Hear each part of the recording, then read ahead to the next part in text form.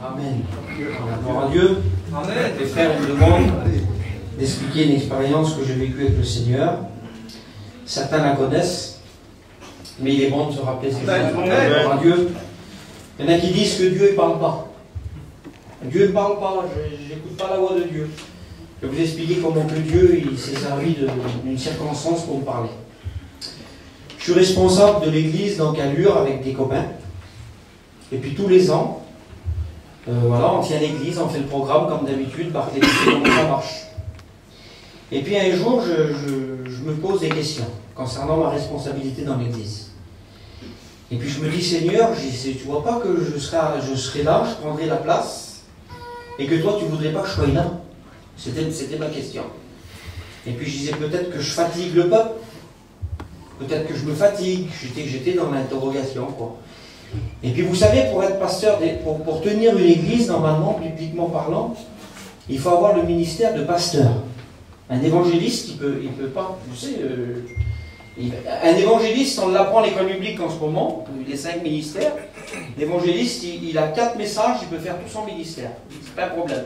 Lui, c'est un gagneur d'âme, l'évangéliste.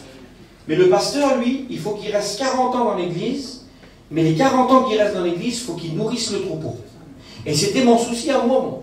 Je disais, Seigneur, peut-être que je n'ai pas le ministère de pasteur, et le ministère de pasteur, c'est berger du troupeau. C'est-à-dire qu'il faut donner à manger aux gens, même que tu restes 30 ans dans l'église, il faut que tes messages les nourrissent. Amen. Et j'avais peur de ça. Seigneur, est-ce que je suis un berger?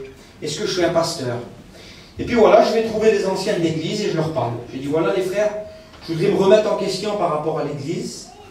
Je voudrais que Dieu me parle.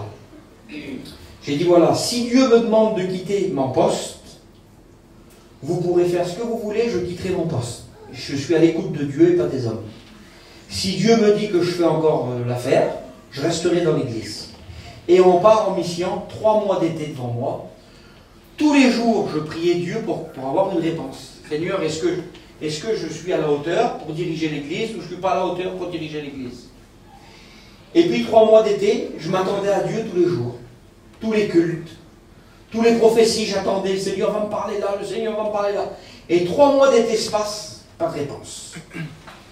On va à la grande convention, j'étais à l'écoute de tout ce qui se passait, pas de réponse. On arrive à la retraite des foyers, à Belfort, 500 campings. Il y avait 11 réunions.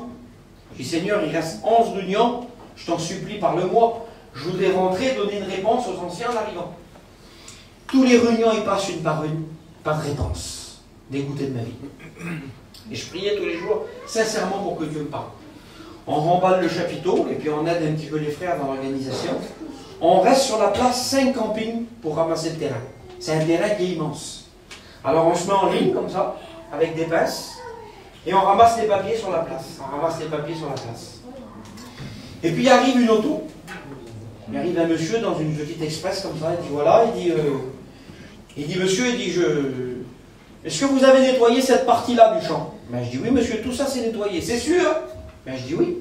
Alors il dit je vais mettre un petit fil là, je vais venir et je vais mettre mes brebis dans le champ là. Ben, je dis oui monsieur, allez-y, faites. Et le monsieur il part, et il vient de loin comme ça, on écoute, mais sans exagérer, tu sais que j'aime ça. Il y a combien? 500-600 brebis qui arrivent dans le champ là. Et puis ils arrivent tous, et puis le monsieur il est là, le berger, il fait rentrer ses brebis, et nous on ramasse la place en face, là. On ramasse la place. Et le monsieur il part et il laisse ses chiens pour veiller sur le troupeau. Et pendant qu'on ramasse comme ça, d'un seul coup je vois un chien qui arrive, mais d'une vitesse sur moi, je suis mangé. Et nous on était 5. Et 5, 6 frères à ramasser.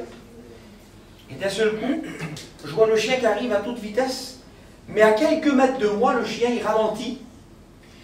Il se met à plein ventre et il rampe.